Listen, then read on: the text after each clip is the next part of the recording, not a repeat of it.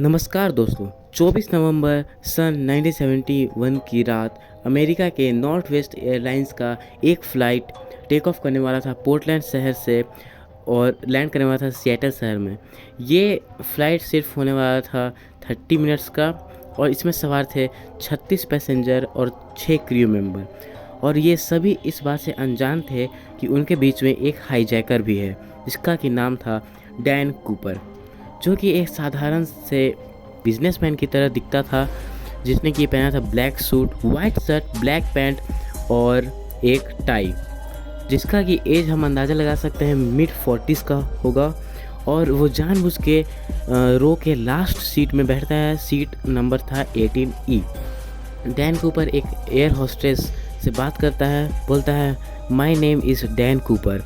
Air hostess का नाम था फ्लोरेंस सैफनर।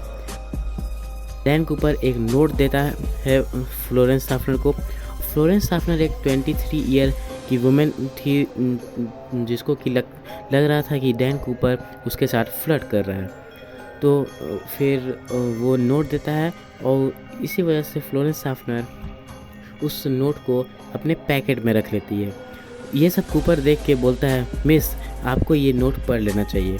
उसमें लिखा हुआ था miss, I have a bomb in my briefcase, I want you to sit by मी। तो फ्लोरेंस सैफनर उसके बगल में बैठ जाती है, फिर भी उसको विश्वास नहीं होता है कि उसके ब्रीफकेस में बॉम्ब है। तो डैन कूपर उसको दिखाता है, तो वो देखती है तो उसमें सही में एक बॉम्ब होता है।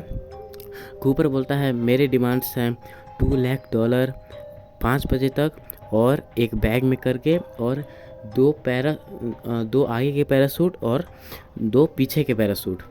तो ये सब उसका डिमांड होता है। और जब हमारा प्लेन सिएटल शहर में लैंड करेगा तो एक ट्रक भी होना चाहिए रिफ्यूलिंग के लिए, और कोई होशियारी नहीं दिखाएगा वरना मैं इस प्लेन को उड़ा दूंगा।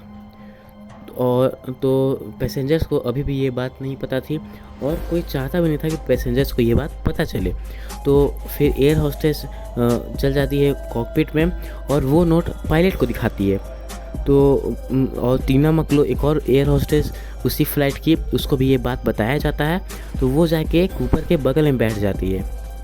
तो एयर होस्टेस की मदद से कूपर और पायलट के बीच में कांटेक्ट बना रहता है।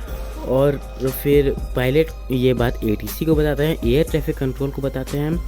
और बात बहुत जल्द ही प्रेसिडेंट ऑफ एयरलाइंस को पहुंच जाती है। प्रेसिडेंट ऑफ एयरलाइन बोले कि सारा स्टाफ उसके साथ कंप्लायंस यानी कि कोऑपरेट करेंगे और उनके सारे डिमांड्स फुलफ़िल किए जाएंगे। तो फिर वो FBI से मिलकर बैंक ऑफ सिएटल से पैसे अरेंज करने में लग जाते हैं। फिर आपके मन में ये सवाल तो ज़रूरी आ रहा होगा कि प्रेसिडेंट ऑफ एयरलाइन ने ये क्यों कहा कि कूपर से फुल कोऑपरेट किया जाए। इसका सिर्फ एक ही जवाब है, रेप्यूटेशन। तो कोई भी एयरलाइंस नहीं चाहेगा कि उसके प्लेन का रेप्यूटेशन ख़राब हो, तो इसी वजह से उसका सारा डिमांड्स फुलफ़िल किया जाता है। लेकिन उस डिमांड को फुलफ़िल करने के लिए थोड़ा टाइम चाहिए था। फ़्लाइट सिर्फ थी आधे घंटे की। तो पायलट्स को बोला गया कि फ़्लाइट को हवा सिएटल शहर के ऊपर ही गोल गोल घुमाया जाए। तो आधे घंटे का फ़्लाइट देखते ही देखते 3 घंटे का फ़्लाइट हो गया। सारे पैसेंजर को यही बोला गया कि हम कुछ माइनर डिफ़िकल्टीज़ फेस कर रहे हैं, इसके वजह से ये प्रॉब्लम्स आ रहे हैं, हम लोग डिले हैं। तो फिर अब फ़्लाइट लैंड करता है 5:46 में। और जैसे ही कूपर के इंस्ट्रक्शन के हिसाब से प्लेन पार्क किया जाता है मेन टर्मिनल से बहुत दूर। और एयरलाइन के एक रिप्रेजेंटेटिव आते हैं, एक बैग जिसमें कि था $2 लाख और 2 फ्रंट के पैरासूट और 2 पीछे के पैरासूट। ठीक है, तो ये आता है। और फिर जैसे ही ये सारा चीज़ उनको दिया जाता है डैन कूपर को, डैन कूपर बोलते हैं कि अब सारे पैसेंजर फ्लाइट अटेंडेंस जा सकते हैं।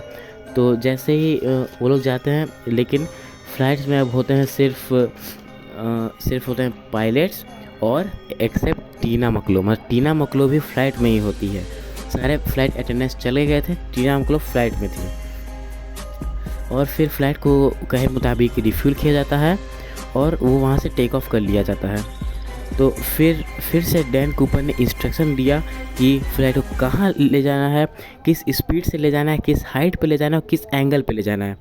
तो डैन कूपर बोलता है कि फ़्लाइट जाना चाहिए मेक्सिको, हाइट होना चाहिए 10,000 फीट, स्पीड होना चाहिए एज़ स्लो एज़ पॉसिबल और एंगल होना चाहिए 15 डिग्री पे। पायलट बोलते हैं कि अगर इस कॉन्फ़िगरेशंस के हिसाब से चलेंगे तो हम कभी मेक्सिको शहर पहुंच ही नहीं पाएंगे। तो कूपर को इस बात की कोई चिंता नहीं थी। तो वो बोलता है कि जैसा मैंने कहा वैसा प्लेन को उड़ाओ। तो फिर आगे का सीन ऐसा था जो कि एक फिल्मी स्टोरी से कम नहीं है। कूपर बोलता है टीना मकलो को कि कॉकपिट में जाओ और डोर को लॉक कर लो। तो पीछे के भाग में सिर्फ और सिर्फ अभी कूपर बचा हुआ था, डैन कूपर बचा हुआ था और बाकी सब कॉकपिट में थे। तो उसने पैराशूट लिया और प्रिपेयर करने लगा अपने आप को डाइव करने के लिए। और कुछ ही मिनट के बाद वार्निंग लाइट फ्लैश करता है कॉकपिट में, ये बताते हुए कि पीछे का रियर स्टेयरकेस खुल गया। तो पहले कि बोइंग 727 के जहाज़ में पीछे का स्टेयरकेस खुलता है, जैसे कि आप फ़ोटो में देख सकते हैं। तो फिर डैन कूपर बाहर जाता है पैराशूट के साथ और छलांग मार देता है, पैराशूट और पैसे के साथ। तो 8:13 पे पायलट्स को ये फील होता है कि प्लेन्स ऊपर की तरफ मतलब टिल्ट कर रहा है।